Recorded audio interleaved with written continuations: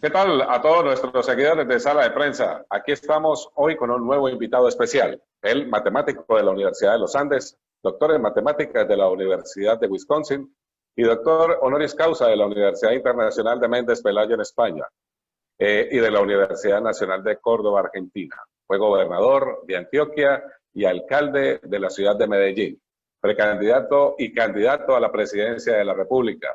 Es el profesor Sergio Fajardo, que está con nosotros hoy en Sala de Prensa. Profesor, un gusto. Muchas gracias por atendernos. Bienvenido a Sala de Prensa.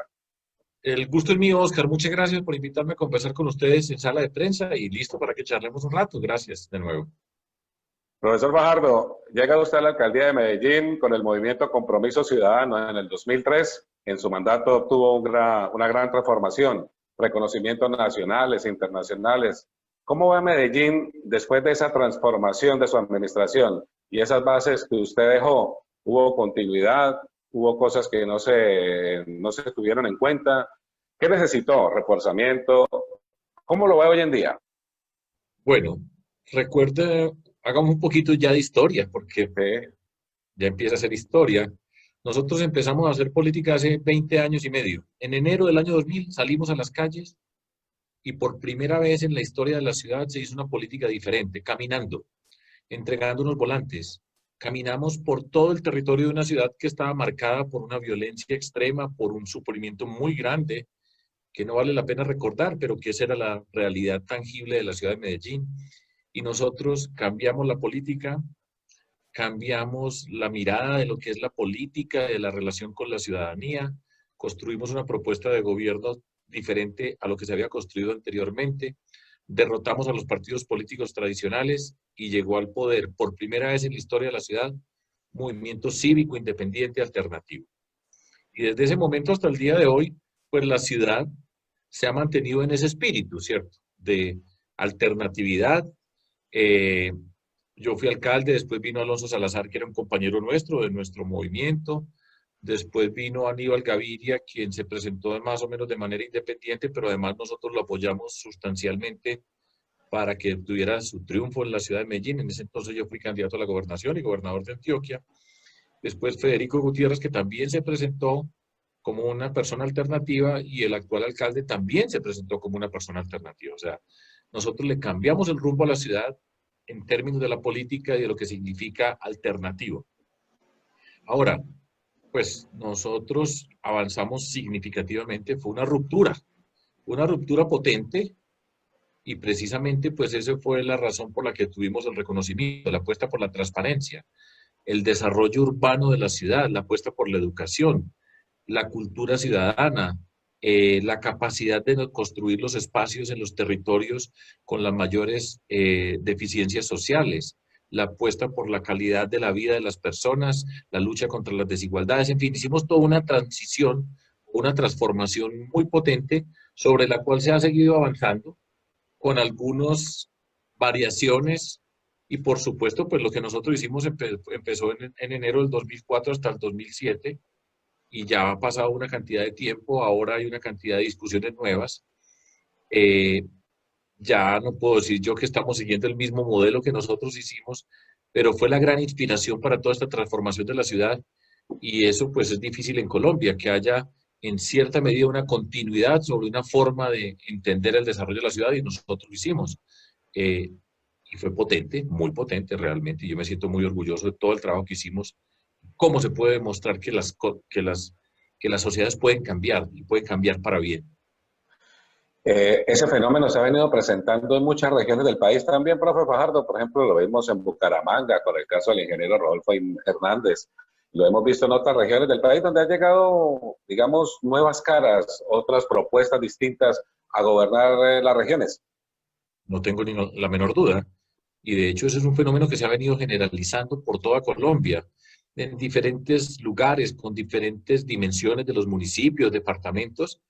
Yo estoy convencido, pues si las elecciones del 2019 así lo atestiguan, son la expresión de que hay una gran cantidad de personas nuevas vinculadas a la política con un espíritu diferente por fuera de esa política tradicional asociada con los partidos políticos tradicionales y los que han crecido alrededor de ellos.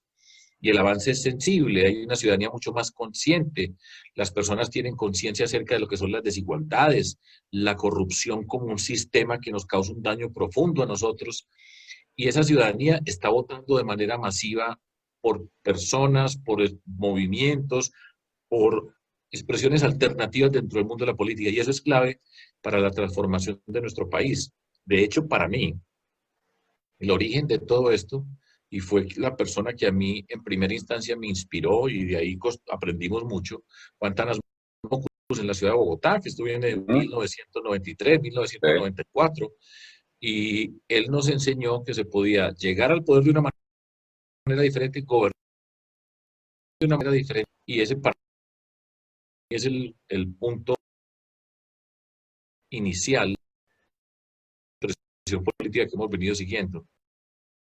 Entonces, esos años, las mismas elecciones presidenciales cada vez van mostrando mayor participación independiente, expresiones, un mayor número de expresiones por fuera de los nacionales, que están asociados con clientelismo, corrupción, capacidad de resolver problemas, y el avance es sensible. Oscar, con convicción, en el 2022, por primera vez en la historia de nuestro país, vamos a tener un gobierno por fuera de la política del país. Yo ver una apuesta por una expresión política alternativa. Ahora, igualmente, en este siglo XXI, pues la figura preponderante de la política ha sido el expresidente Álvaro Uribe y sus seguidores, quienes han, pues ahí está el presidente Duque, todos los presidentes se han elegido en función de la presencia de ellos en la política, y también se va a acabar ese capítulo de la historia política de nuestro país. Y ahora el reto es, ¿y cuál va a ser la alternativa que vamos a llegar? Y en Y ya eso, voy para allá, pues, y ya voy no para allá, sé. profe, porque es que, mira, hay un tema muy interesante. Me gustó mucho este lema que usted utilizó en su gobernación. Se llamaba Antioquia más educada, que fue su lema a la gobernación de Antioquia, donde se enfocó básicamente a generar oportunidades para todas las personas, para que cada una de las regiones del departamento pudiera promover un tema conciliatorio. ¿Eso es lo que usted considera que necesita Colombia en este momento? ¿Reconciliación? En buena medida, sí. Yo, pues he tenido la fortuna dentro de este mundo de la política y de lo público, al cual yo llegué tarde. Yo empecé a caminar de 43 años. O sea, yo no crecí en el mundo del poder, yo nunca tuve un cargo público, yo no hice parte de ningún partido, nunca me dieron un puesto, sino que nosotros arrancamos en ceros y construimos lo que hemos construido durante todos estos años. Y ese proceso de recorrer las calles, particulares, arrancando desde Medellín, como arrancamos nosotros, y ahora por todo Colombia ya en varias oportunidades, me ha llevado a mí a entender profundamente la necesidad de pasar esta página de la violencia y la destrucción en Colombia. Si nosotros no superamos la violencia y la corrupción, en Colombia no va a haber un desarrollo como el que nos merecemos nosotros. Y eso significa, en las condiciones que estamos, entender cada región con la diversidad que tiene nuestro país, cada región con su proyecto cultural, con su proyecto educativo como parte fundamental de la transformación de cada región, y lograr que se desarrollen todas esas capacidades. Y eso requiere reconciliarnos, y reconciliarnos significa pasar la violencia y empezar a construir, porque es que destruir es muy fácil. Sí. Yo con una frase destruyo a una persona. Usted pone en el Twitter una frase y destruye. Pero construir requiere explicar, requiere tomarse tiempo, requiere entender al otro, requiere entender el contexto donde está. Y por eso, para poder avanzar en la transformación de nuestro país, tenemos que pasar de un país que destruye a uno que construye, de la agresión y la violencia, la inteligencia, la capacidad de todos nuestros territorios. Y ese es el reto político, y eso es lo que me ilusiona a mí después de todos estos años, ver lo que significa el poder de la gente cuando se respeta y se reconoce. A propósito de eso, profe Fajardo, usted siempre ha insistido mucho en su forma de hacer política, basado en los principios y con ellos el compromiso ciudadano. ¿Usted piensa que el país como está hoy se puede hacer política de principios o de qué manera sería posible? No es que se pueda, yo creo que se tiene que hacer. Principios son unos conceptos básicos, fundamentales, sobre los cuales uno toma decisiones en la vida y se comporta de acuerdo a esos conceptos que a usted lo inspiran en la vida. Entonces, hay una política que está asociada con el todo vale, con tal de ganar, haga lo que sea, no importa. Y cuando las cosas no importan para lograr los resultados, pues ahí es donde están los principios. Usted, ¿para qué principios? Si usted lo único que le importa es lograr algo y no, el camino que escoja es irrelevante. Y yo creo profundamente también que el camino que nosotros escogemos, los pasos que vamos dando para llegar a donde queremos llegar, determinan la calidad de lo que nosotros somos. Dicho en una palabra un poco más sofisticada, una expresión un poco más sofisticada, el que no importa con tal de que logre las cosas, haga lo que sea, el todo vale, es una forma de decir, el fin justifica los medios. Con tal de obtener algo, haga lo que sea. Y la otra es, son los medios, la manera como hacemos las cosas determina el valor de lo que nosotros tenemos. Y eso es una forma distinta de entender el mundo. Y ahí aparecen los principios y qué significa que una persona en la política sea coherente, que sea consistente, de forma tal de que genere lo más importante que se necesita para hacer una transformación de nuestra sociedad, que es la confianza. Si no hay confianza, no hay transformación.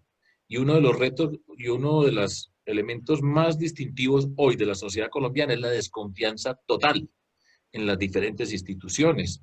Pues en estos últimos capítulos, la policía, lo que ha sido el ejército, la justicia, el Congreso, el legislativo, hay desconfianza por todas partes. Y cuando usted no confía, pues ¿cómo convoca a la gente para hacer y avanzar y hacer transformaciones si nadie le cree? Si nadie está dispuesto a mirar y ponerse juntos para avanzar. Y eso tiene que ver con la reconciliación de Colombia, la disposición a trabajar juntos para avanzar. Y en este contexto no se avanza. Eso sería como básicamente pensar en un principio, profe, acabar tanta polarización, por ejemplo. Eso es una de las cosas que más daño le han venido haciendo al país. Cuando uno ve, lee, ve tantas cosas incoherentes, tantas cosas que no justifican la realidad de un país y lo que se merece básicamente un país como Colombia. Un gobierno decente, con gobernabilidad y que realmente vaya en progreso para dignificar al país. Es básicamente lo que le hace falta a la ciudadanía para hacer las cosas. Mire, la polarización ¿en qué consiste? Primero, en lo que no consiste. Podemos pensar distinto, está bien, es necesario tener diferentes visiones del desarrollo, etcétera, eso está bien, en una democracia pues es legítimo, es necesario la confrontación de ideas, de propuestas. Ese no es el problema de la polarización. La polarización es esa política que busca reducir al mundo, dividir al mundo en dos partes, amigo o enemigo.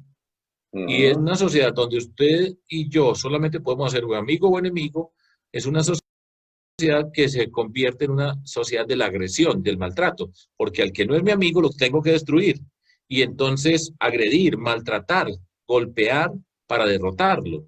Y en ese contexto de la polarización es la política de la guerra, y en la política de la guerra el todo vale. Con tal de acabar con el otro, haga lo que sea, diga una frase, diga una mentira sobre la persona, maltrátelo, haga todo tipo de cosas para destruir.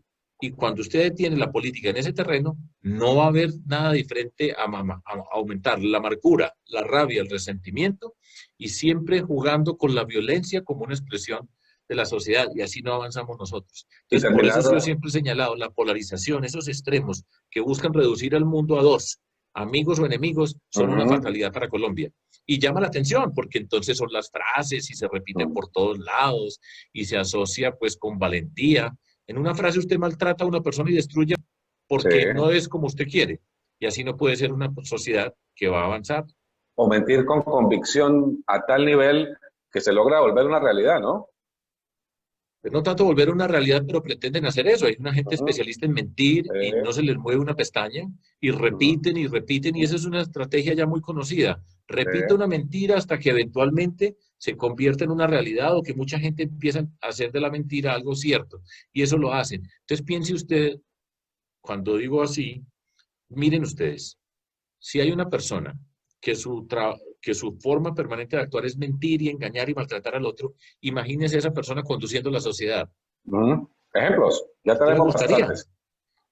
Ejemplos hay muchos y cada uno de ustedes elabore sus ejemplos. Yo tengo un principio básico, Oscar Fernando. Sí, señor. Es el siguiente. Y es muy sencillo. Trata a las demás personas como te gustaría que te trataran a ti.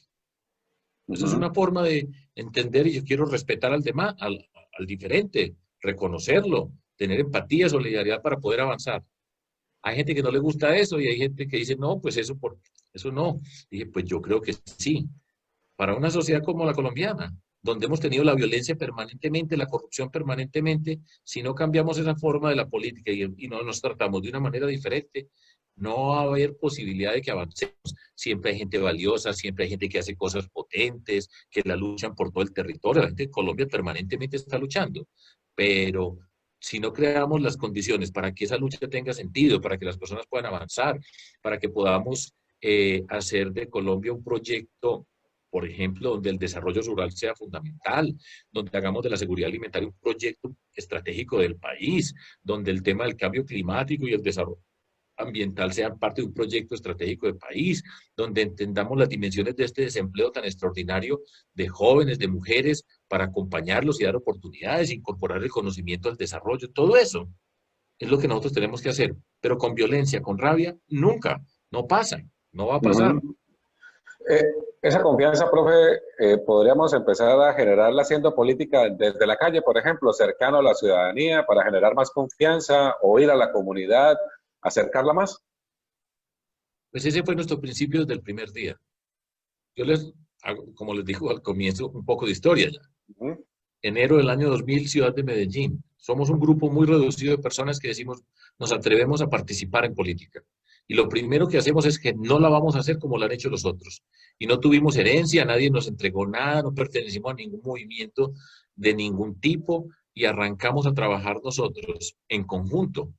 Pero lo que hicimos fue directamente con la ciudadanía. Lo que yo he caminado en la vida, por toda la ciudad, por el departamento, por Colombia, físicamente caminar en las calles, conocer a las personas, escuchar, sin un ejército detrás, sino el acceso directo a la gente. Escuchar mucho, esa palabra no se utiliza en Colombia.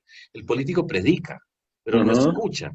Y eso es parte, de hecho, de lo que hemos venido haciendo en esta época, Oscar Fernando, porque nuestro objetivo era recorrer a Colombia físicamente, ir a cada territorio y escuchar personas de diferentes orígenes, diferentes concepciones del mundo para hacer y consolidar una propuesta del desarrollo regional. Y nos tocó hacerlo y nos ha tocado hacerlo de manera virtual. Pero eso es muy importante, ser capaz de escuchar a la gente. Cuando la gente lo mira a usted, cuando la gente le mira a los ojos, cuando la gente puede ponerle atención, usted construye confianza y la gente no es boba. La gente sabe cuando usted le da la mano, si le está dando la mano porque sí, o abraza, o le da una palmada, la gente sabe quién tiene la convicción, la sinceridad, las condiciones del liderazgo.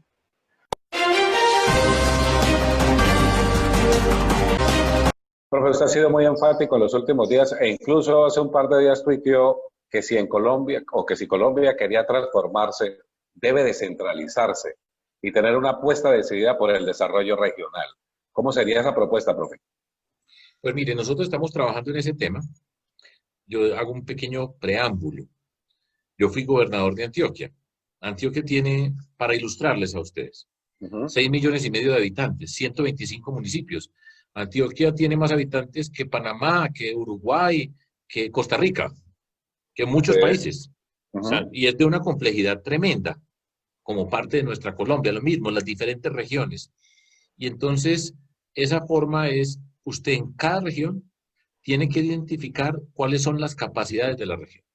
Primer punto, capacidades significa qué tipo de riqueza tiene esa región, empezando por las riquezas naturales, igualmente el tipo de formación que tienen las personas que están en la región, el capital humano que tiene la región, la historia, la cultura que tiene esa región, la economía que tiene la región, y sobre todo eso, articularlas y con cada región diseñar un plan de trabajo conjunto del gobierno nacional con el gobierno departamental y los gobiernos municipales. A mí me tocó como gobernante y por eso traigo esta experiencia y por eso yo voy por todo el territorio y lo disfruto plenamente viendo las diferencias y las necesidades. A mí me tocó como gobernador, por ejemplo, trabajar con todos los municipios en cada región y con cada uno diseñamos un plan de trabajo y diseñamos los proyectos principales que íbamos a desarrollar en conjunto. Nos hacía falta el gobierno nacional y el gobierno nacional tiene que reconocer en cada lugar los municipios y los departamentos para trabajar de manera conjunta. No una persona desde Bogotá decidiendo qué se tiene que hacer en Casanare. Y no tienen ni la más mínima idea qué es lo que pasa allá y entonces toman una política que es la que supuestamente se tiene que hacer allá y con cada uno se puede construir y en cada municipio, en cada departamento podemos hacer unos planes que recojan eso, en cada lugar qué es lo que tienen, cuáles son las capacidades, porque por ejemplo la pregunta es, necesitamos empleo y entonces ¿cómo generamos empleo? pues tiene que saber en cada lugar cuáles son las condiciones. Como les dije, cuál es la economía, el aparato productivo, el capital social, las instituciones que tienen, la cultura, la educación, para desarrollar planes de desarrollo productivo. Todo eso se puede hacer en Colombia, pero requiere una mirada que entienda que en los territorios es donde pasan las cosas. Doy un ejemplo que muestra esa desconexión. El gobierno nacional actual. El presidente está en Bogotá, todos los días a las 6 habla y anuncia unas medidas y dice, y en cada municipio van a ver cómo las van a hacer. Y así no es. Tiene que haber Mm. una articulación del gobierno nacional con las gobernaciones y los municipios, donde haya responsabilidades claras de cada uno, donde la ciudadanía pueda ver lo que se está invirtiendo, lo que se está haciendo y que se le pueda hacer seguimiento. Y esto que estoy diciendo yo se puede hacer, pero eso requiere una forma de entender la política, entender lo que pasa con las personas para llegar a cada parte del territorio. Ese es un sueño grandísimo que yo tengo. ¿Cómo se puede engranar desde la presidencia, desde el gobierno central a las regiones? ¿Cómo sería esa manera de engranar y de hacer un seguimiento para que toda esta propuesta que ustedes hacen desde Bogotá se cumplan en las regiones? Yo le doy una idea básica y es parte, estamos trabajando en algo, en una semana más o menos debemos presentar un plan de empleo de emergencia. Y la forma como presentamos el plan va a ser en cada departamento con los municipios, se va a construir el plan de empleo en cada municipio. Entonces, ¿qué tiene que hacer? Coja un municipio cualquiera. Ujú. Hay diferentes tamaños y uno puede mirar la diferencia de tamaños. Vámonos a la media Colombia, profe, que es, digamos, la que más olvidada, entre comillas, está. Por allá en el Guainía, en estas regiones, más o menos que están más, pues, Caquetá, todas estas regiones que no son tan, Entonces usted no son mira ya tan y dice, seguidas. bueno, ¿cuáles son las organizaciones que tenemos en este lugar? Entonces puede ser que esté la universidad que tiene un papel, está la Cámara de Comercio, hay una asociación de productores lecheros, hay un grupo de producción alrededor de madera, por decir algo. Y Eh, usted mira en cada lugar cuáles son los elementos de la producción.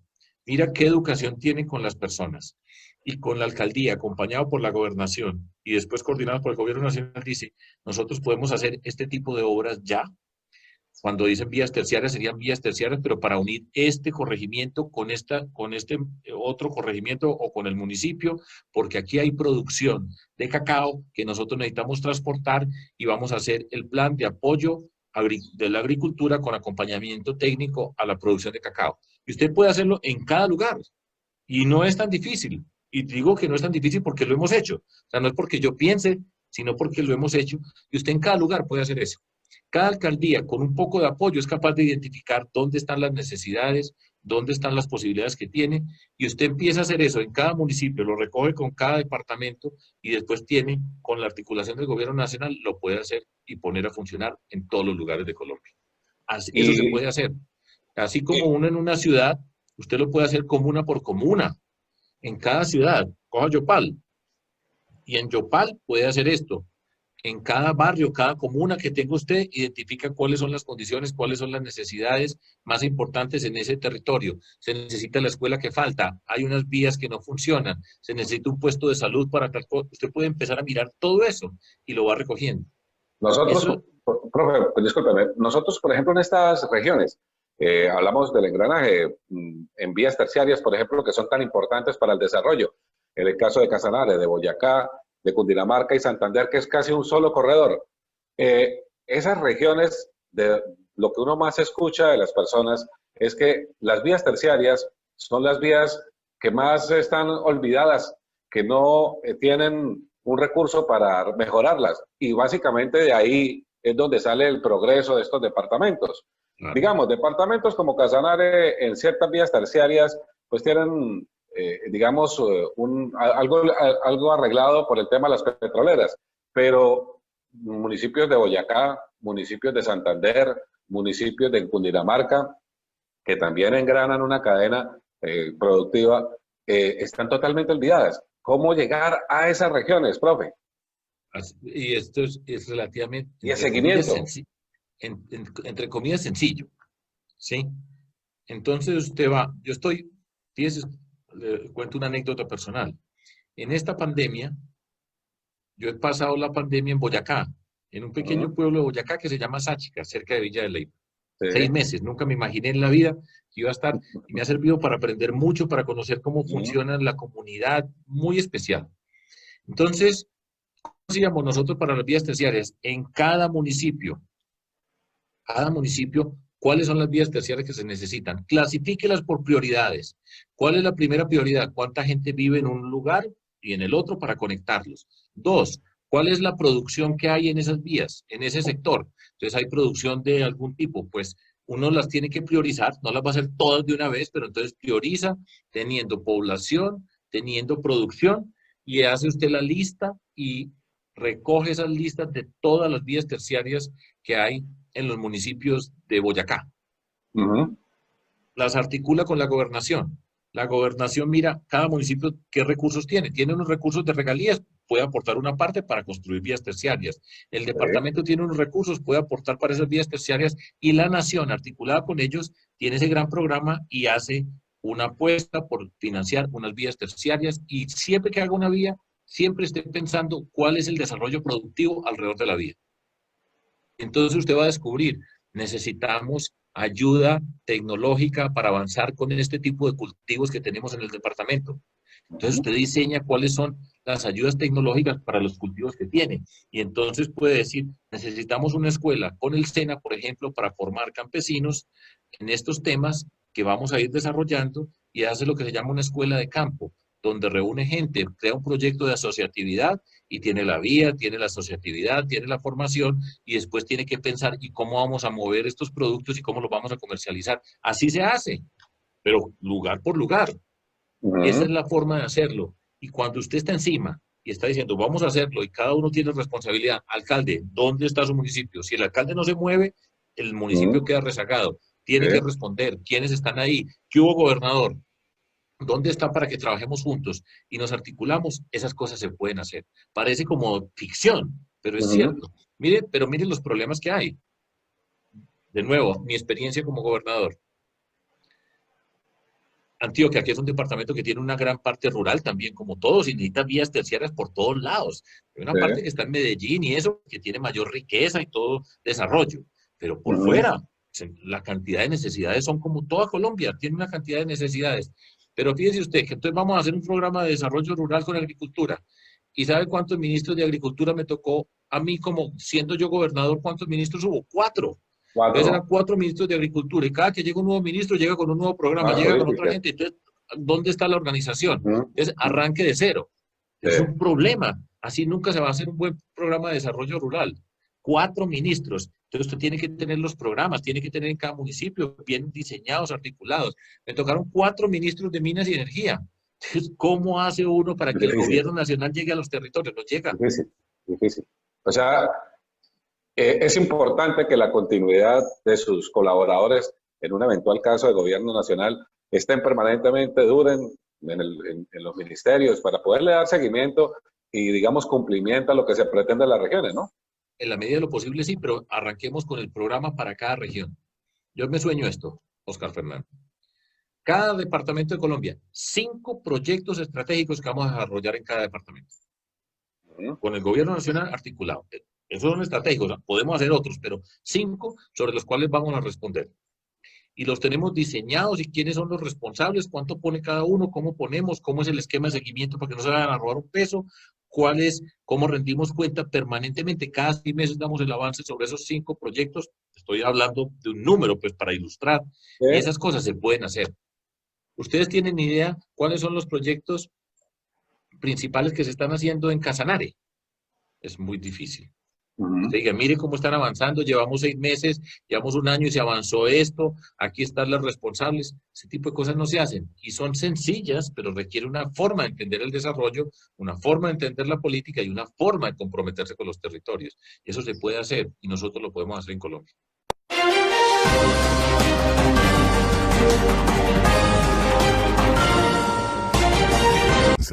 Otra cosa importante en cuanto al país tiene que ver con la paz. La paz es indudablemente el principal pilar del desarrollo de cualquier región. Si no hay paz, difícilmente se pueden lograr propósitos. El presidente Santos dio un gran paso con el tema de la paz, con el el grupo Las FARC, pero lamentablemente en este nuevo gobierno las cosas no se han dado como se esperaban. Y uno, como dicen por ahí, y pues se ve, querían hacer trizas la paz. Y pues de hecho se está volviendo trizas, porque están asesinando líderes sociales. Todos los días hay masacres. Últimamente, en estos últimos mes y medio, hemos registrado más de 7 masacres en Colombia. ¿Esto hacia dónde se puede llevar, profe? ¿Cómo se puede conciliar el país? Pues mire, el camino por el que vamos está mal. Pues líderes asesinados, masacres en un lugar, en el otro lugar. Entonces ya cada vez estamos hablando más de bandas criminales, clanes, disidencias que llegan al territorio. Sí. Y todo esto está asociado con la no presencia del Estado sobre los territorios donde tiene que estar el Estado. Y la presencia tiene que ser en los términos de lo que yo estoy diciendo. Usted va a llegar a algún lugar, ¿aquí qué vamos a hacer?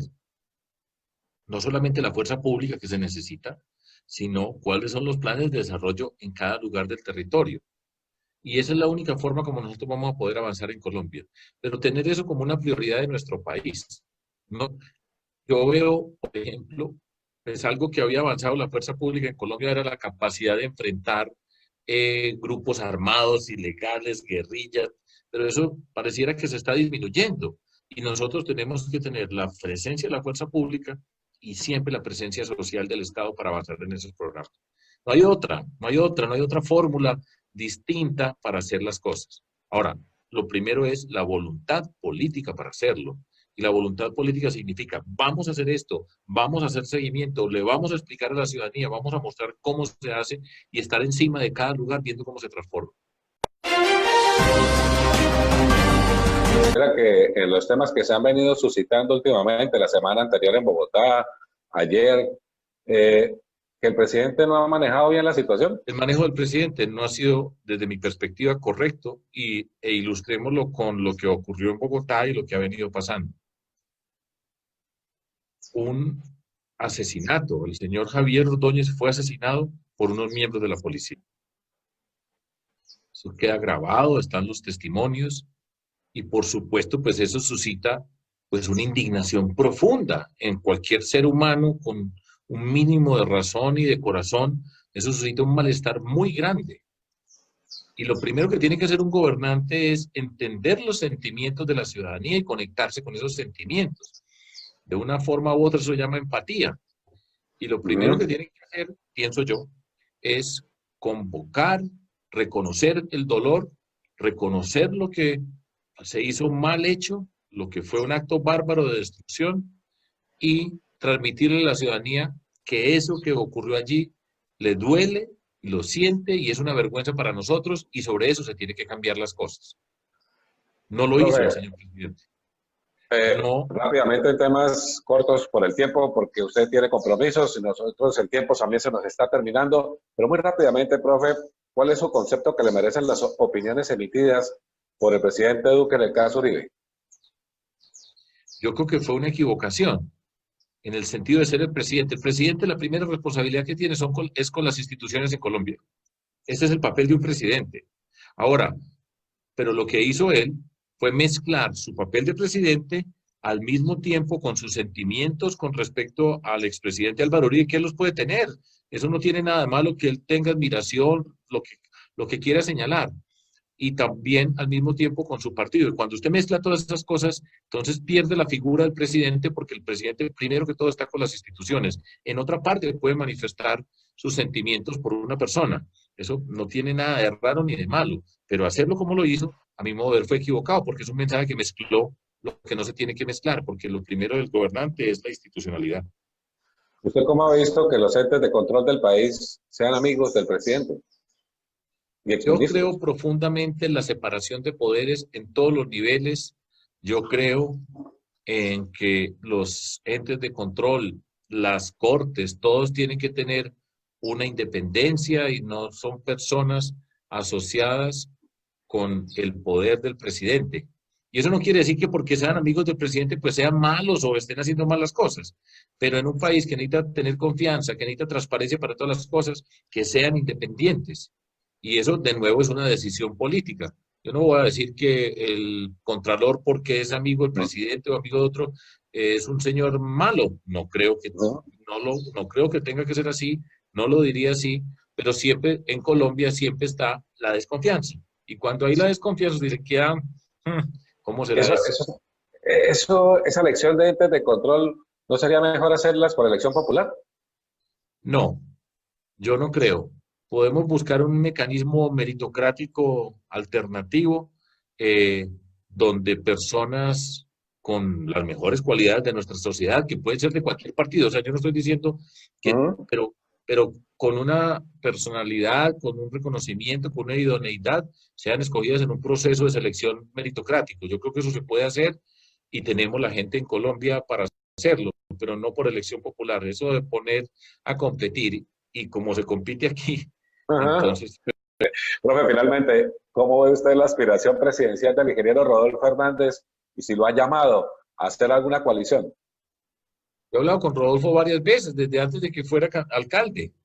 Con él Ajá. estuvo, he hablado en Medellín, he hablado con él durante su periodo de alcalde, después de salir de alcalde, y tenemos una buena relación, y yo creo pues que es legítimo que él aspire. Hemos hablado también acerca de convergencia, de hacer, juntarnos unas personas, todo eso lo hemos hablado. Y él es una persona que puso una marca en su gestión como alcalde de la ciudad de Bucaramanga, y yo lo reconozco como una de las personas valiosas de nuestro país. Profesor Fajardo, quedan muchos temas, muchas cosas por hablar. Lamentablemente usted tiene clase y nosotros tenemos que cerrar el espacio por hoy, pero le voy a pedir que en estos días no muy lejanos volvamos a hablar otra vez, actualicemos un poco estas más propuestas de ustedes a la gente en Colombia, ¿le parece? Con todo el gusto, Oscar Fernando. Muchas gracias por darme esta oportunidad y a todas las personas que nos están viendo y escuchando. Pues gracias por escuchar.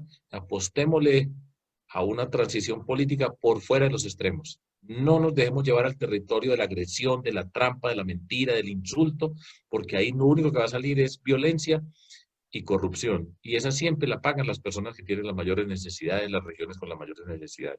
Muchas gracias, pues. Un A abrazo. usted muy amable. Es el profesor Sergio Fajardo en sala de prensa acompañándonos en este sábado. Muchas gracias.